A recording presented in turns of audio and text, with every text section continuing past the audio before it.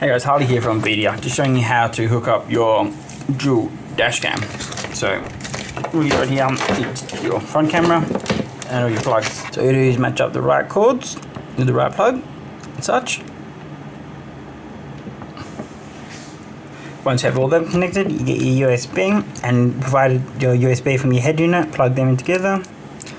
I'll ask you to go to USB, go to there, portable storage, done, so go that, close that down, go back to USB drive,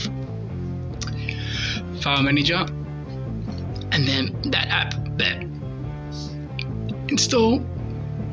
And it will bring down a drop down menu. You click on high definition and it will run through asking you to install the app. There you go, as you can see, the camera is working and you've got the front flip and the reverse flip there. Cheers guys.